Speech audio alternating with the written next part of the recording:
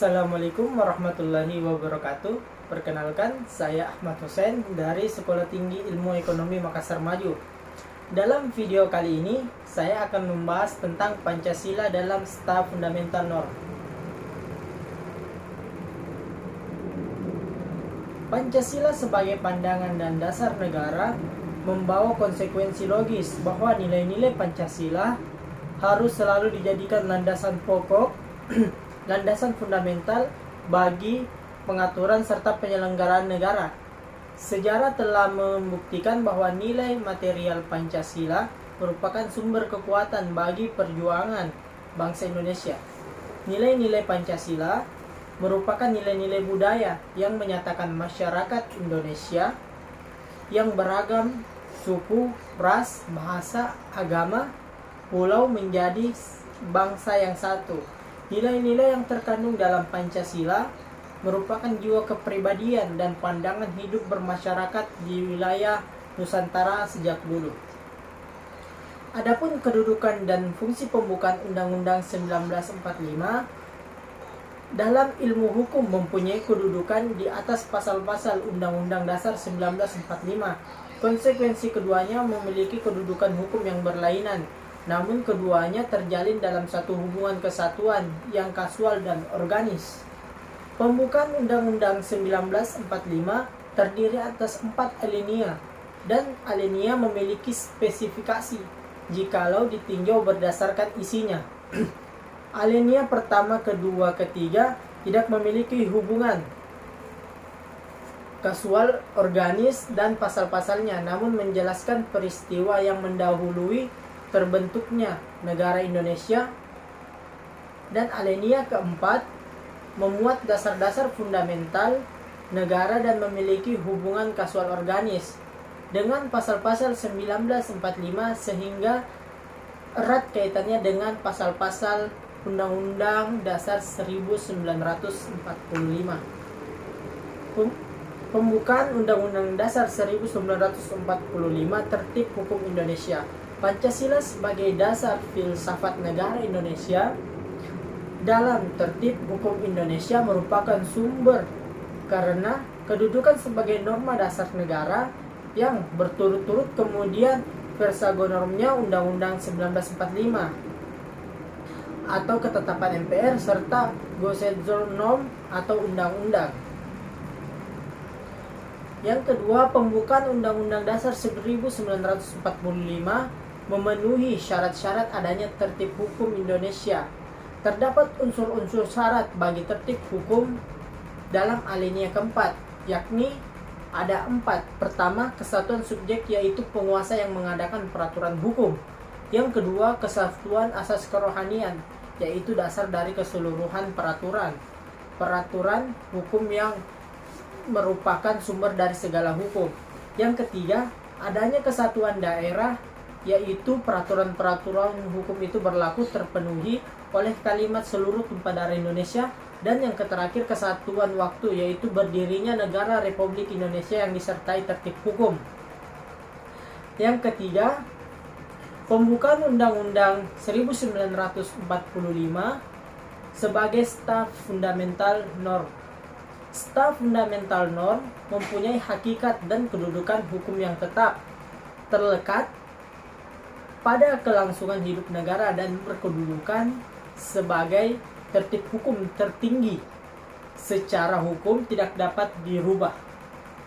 Karena mengubah pembukaan Undang-Undang 1945 identik dengan pembubaran negara Republik Indonesia.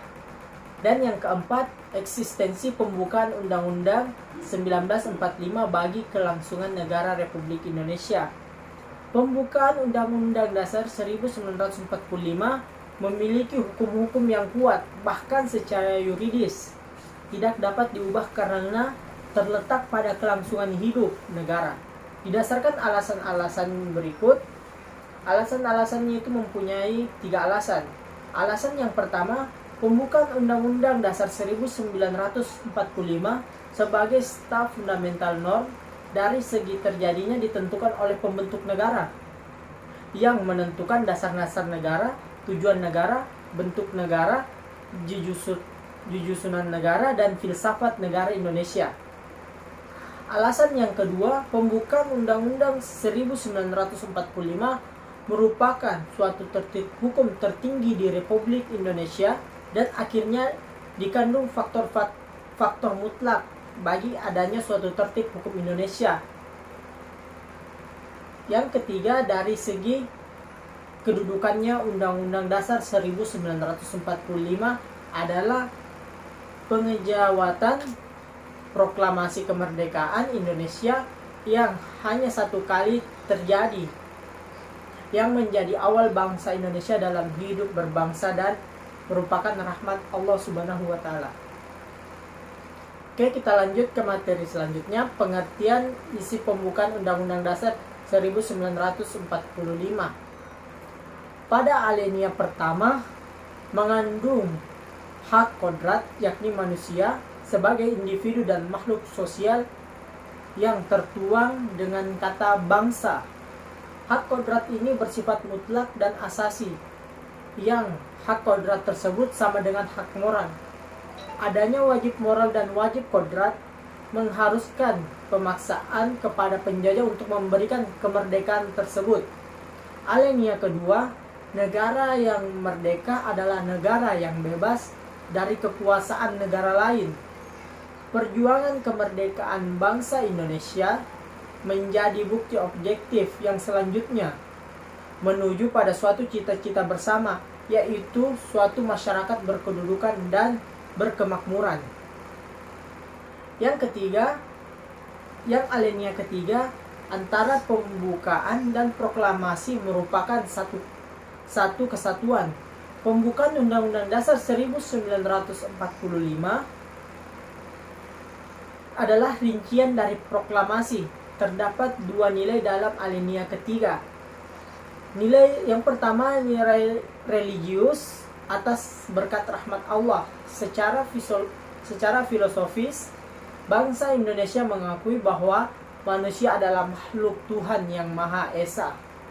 Yang kedua, nilai moral yang didorong oleh keinginan leluhur. Bangsa Indonesia mengakui nilai-nilai moral dan kodrat dan hak kodrat untuk segala bangsa. Alinea keempat, kelanjutannya berdiri Negara Republik Indonesia tanggal 17 Agustus 1945, dirinci lebih lanjut tentang prinsip-prinsip serta pokok kaidah persatuan negara Indonesia.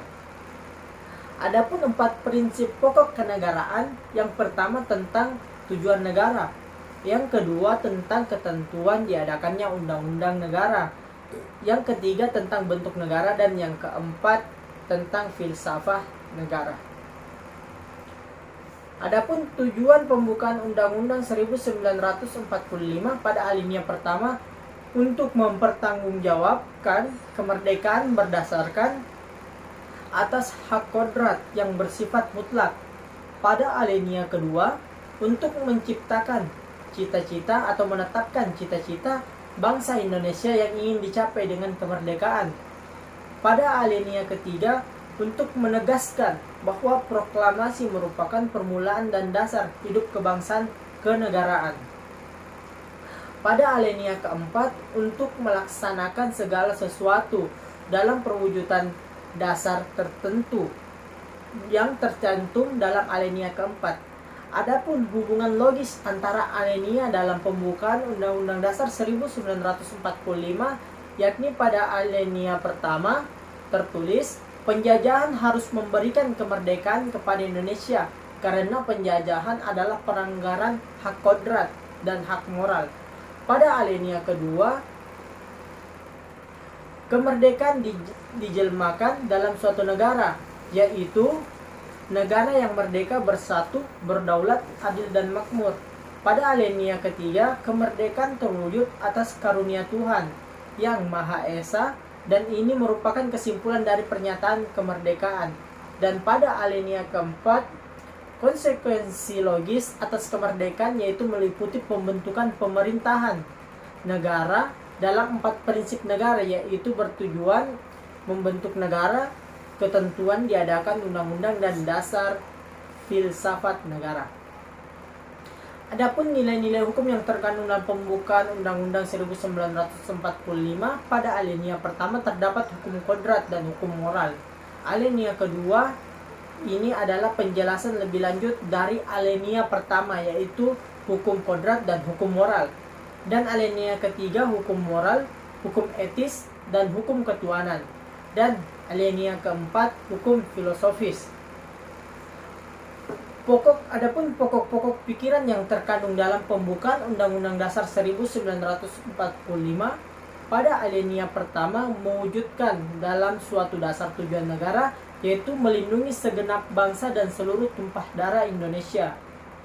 Pada alinea kedua, sarana untuk mencapai tujuan dan cita-cita bangsa. Alinea ketiga, bentuk negara yaitu republik yang berkedaulatan rakyat.